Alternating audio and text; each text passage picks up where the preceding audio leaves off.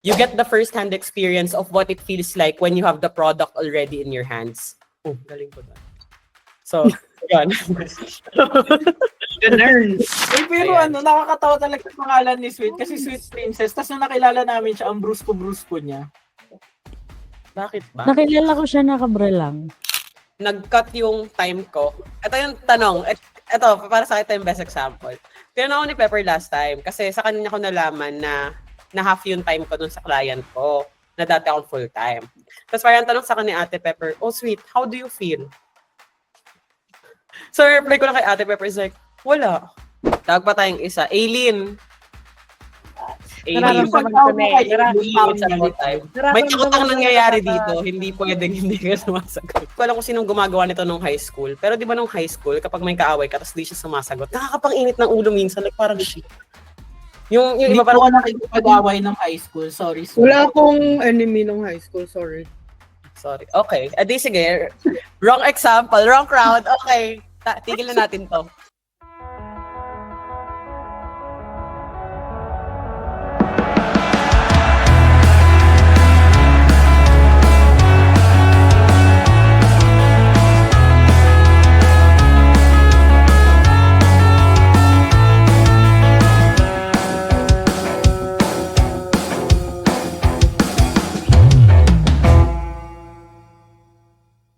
Hello guys, happy Friday. Welcome to another session of Book Club. At meron tayong special guest, ang pinakamatamis na prinsesa ng Marinduque.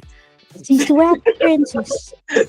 Let's go, Sweet. Si Sweat. Saan pawisan? Kasi according sa local registry, Sweat pala. Sweat Princess.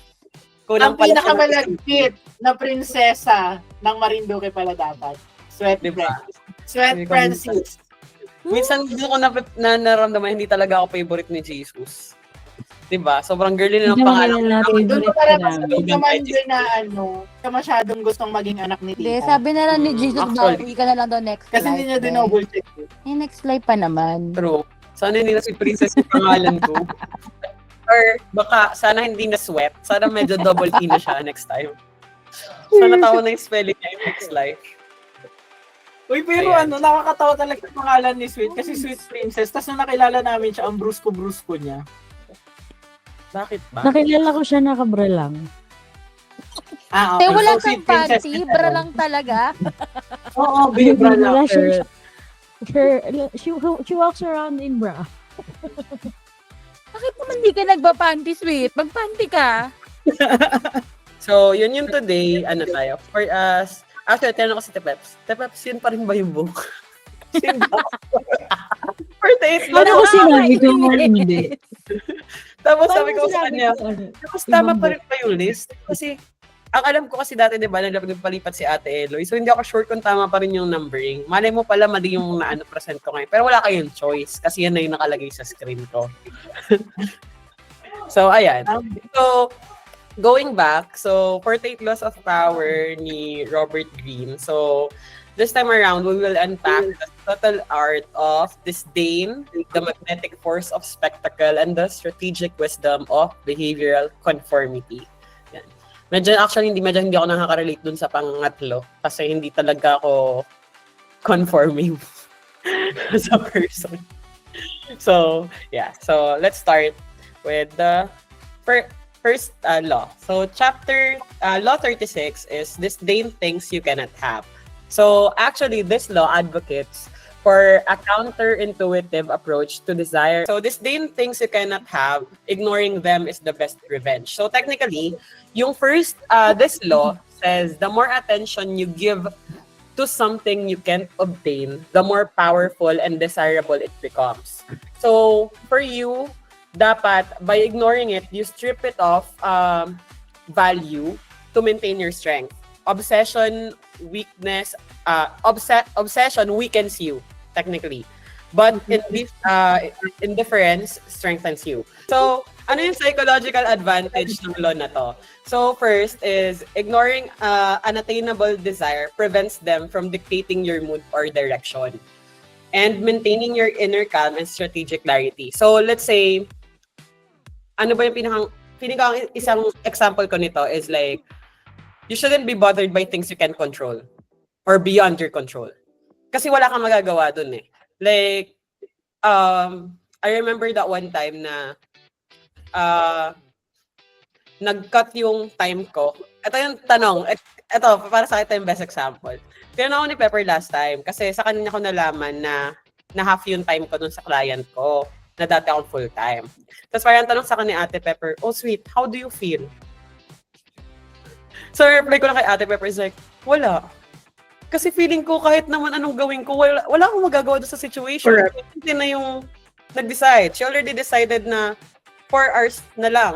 And parang, girl, kahit feeling ko lumuhod ako right now sa kanya, nang naka-on cam, feeling ko hindi niya mababalik yung 8 hours. Kasi, before pa nangyari yung gano'n, nakapag-decide na siya. I mean, para sa akin kasi is like, at some point, you need to look at the positive side of things. It's actually a good thing na at least may 4 hours pa ako. Well, in fact, kung nagka-cut costing siya, pwede niya akong tanggalin huli from the team. Right? Pero still, she kept me. Parang ganon. So, parang at the end of the day, parang sa akin din is, at least she saw value na pwede pa ako magstay for that 4 hours. And parang at the same time, nakikita ko rin na parang, feeling ko naman after nito, kapag nakabawi na siya dun sa cut costing, mababalik yon. May chance pa na mabalik. Kasi alam mo as a VA kung ano yung offer mo to that specific client. So, yun. So, next thing is frustrate your rivals. So, I know, by showing contempt and indifference, you elevate your own status and deny your adversaries with satisfaction of seeing you affected. So, alam ko, tandaan nyo to, hindi ko alam kung sinong gumagawa nito nung high school. Pero di ba nung high school, kapag may kaaway ka, tapos di siya sumasagot, nakakapang-init ng ulo minsan, like parang shit.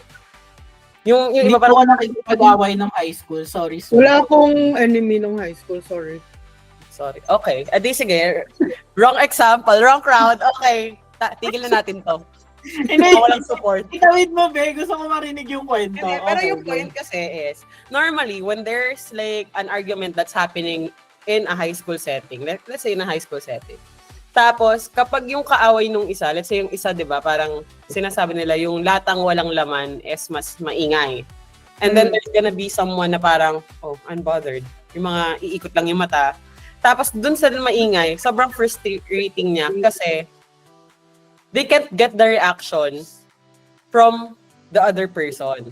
So, for example, paano ba, let's say, kagaya nung, hindi ko alam kung alam niyo yung nangyari na parang competition between Gap and Levi's ata. Parang ganyan. So, instead na American ad. Eagle at Gap.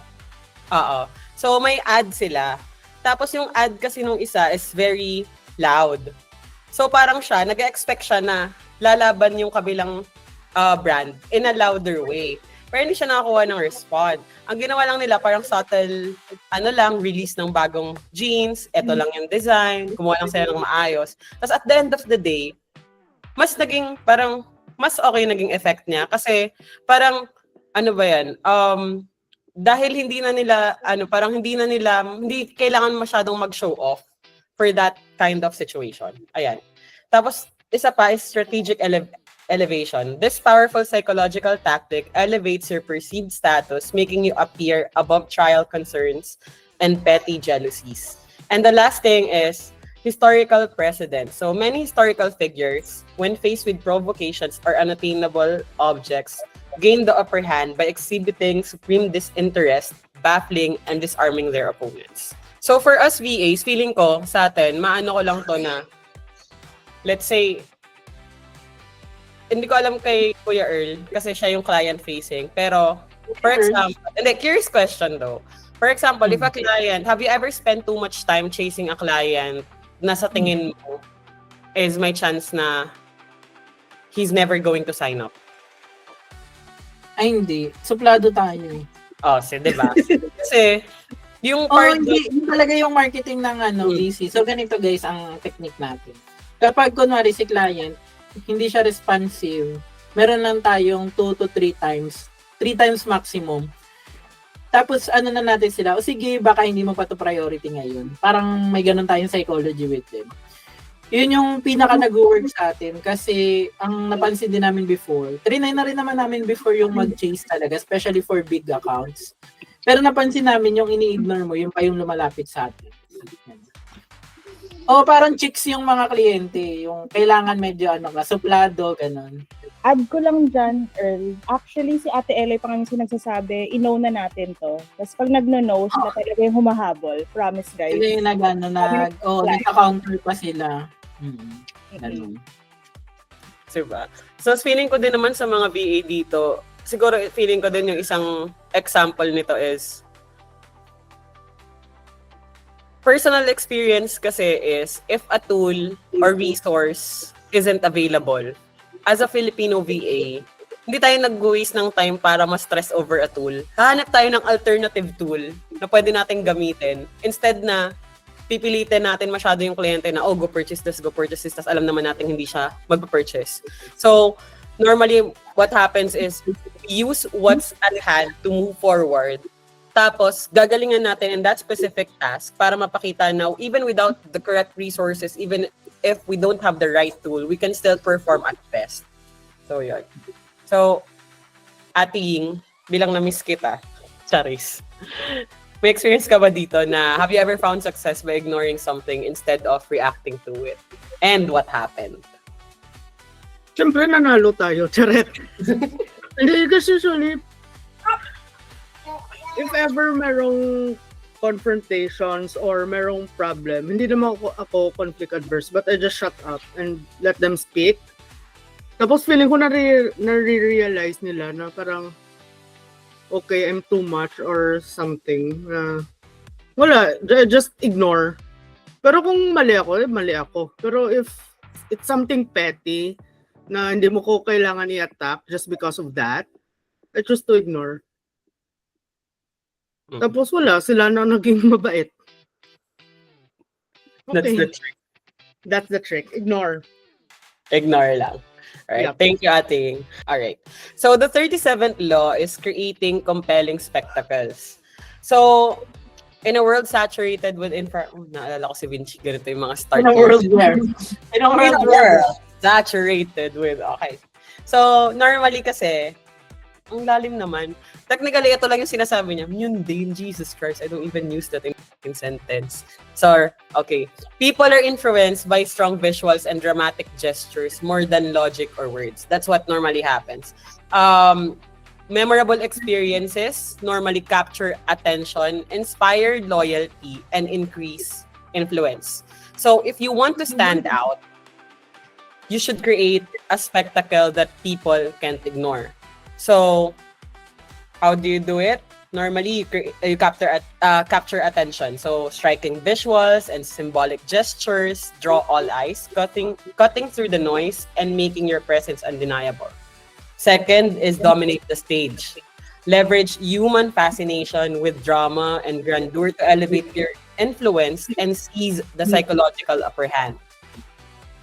Third is to inspire and distract. So, theatrical displays can inspire loyalty or fear while simultaneously distracting rivals from your true intentions or weaknesses. And lastly is elevate your presence. So, a compelling spectacle transcends ordinary competition, firmly establishing your unique and powerful standing. So, I'd say, ang isang example sa akin na like kong naalala dito is Apple product.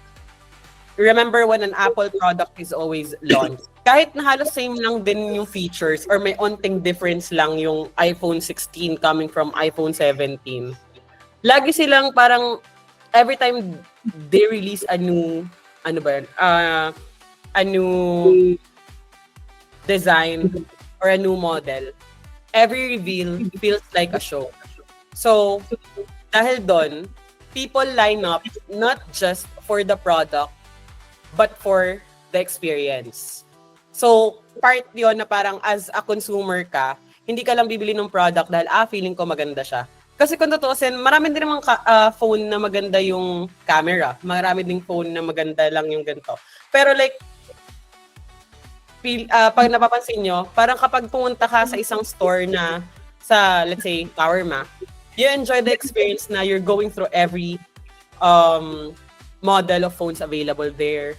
minsan nga pupunta ka lang para bumili ng AirPods, pero nakapabili ka na ng laptop, napabili ka na ng iPad, napabili ka na ng everything. Kasi sobrang interactive yung purchase na you get the first-hand experience of what it feels like when you have the product already in your hands. Oh, galing ko ba? So, yun. Ganun. Diba? Sariling sikap po dito eh. So, normally, as Support naman kayo, guys. So normally as VAs, ang sa atin, 'di ba, as champions, normally we show it na we can turn ordinary work into compelling visuals like creating or an engaging campaign instead of just plain posts. Yan sa marketing, basic. Kaila girl. Normally, pwede naman sabihin nila, ano ba, Happy Bonifacio Day or something, pero kailangan yung post mo this year ay hindi ka parehas at same colorway masyado nung nandun sa last year's post or hindi dapat na ganito. So, make sure na this time around, it's different coming from what we see normally in other posts. Yan. So, ano pa ba? For project managers, I'd say na minsan when you do dashboards, you tend to create something that's visually appealing. Lalo na when it comes to progress reports or like pitches to clients and other teams. Kasi, syempre, kagaya nga nitong present ko, di ba, nakakainis, ang daming words. Di ba? O, di ba? Yun na yun eh. Ito na yung best example. So, parang at some point, parang when you have the strong visuals and at some point, ang sabi ko lang, itong post na to, at least to, dramatic. Pero kasi, hindi siya visually appealing. So, we're halfway there. Yun malaga. So, ayan. So, let's ask Ate Elaine. Ate Elaine, what's the most, for you ha? What's the most memorable ad or event or online post you've seen and why did it stick with you? Hirap naman. Char. Alam mo yung ano ba, anything? Any ad. Gusto ko talaga yung yung sagap nga. Yung binanggit mo kanina. Diba talagang maano ka. Hindi naman siya, hindi siya bagong kanta. Diba? Tapos para siyang music video. Tapos tapos ang catchy. Tapos siya, catchy na pag i-analyze mo yung lyrics ng song. Di ba parang natamaan, patama doon sa sa competitor. Yung gano'n. Nasattle lang siya. Tapos, nakaka-LSS. LSS. Yun, di ba? Yun yung favorite ko so far this year. Ayan. Thank you, Ate Aileen. Tawag pa tayong isa. Aileen. Nararamdaman ko na eh. May takotang nangyayari dito. Hindi pwedeng hindi ka sumasagot. Hindi ko kasi alam yung ads ng Gap. So, And hindi ako pero hindi, background lang. Siyempre may pa-intro tayo, B. Ay, ganun ba? Sorry. Hindi ko kasi alam yung sa Gap. So, yun, feeling ko lahat naman makaka-relate sa parang naisip kong ad. Yung, darling, hold my hand. Nothing beats me. Kasi, syempre, sobrang happy niya. Na parang sobrang, alam mo yun, sobrang nag-trending siya worldwide. So, ayun, sobrang catchy nung pagkaka-deliver. Tapos, parang ang interactive. Kasi, ramdam mo parang mararamdaman mo talaga yung ads na yun. So, ayun, yun yung parang unang pumasok sa isip ko nung tinanong mo yung question. Diba? Tapos ginagamit na siya ngayong meme for reels. Oo. Imagine mo na yung tunog ng ad mo ay kumikita dahil ginagamit siyang pang meme. True. Diba? Ayan. Thank you, A. Next week!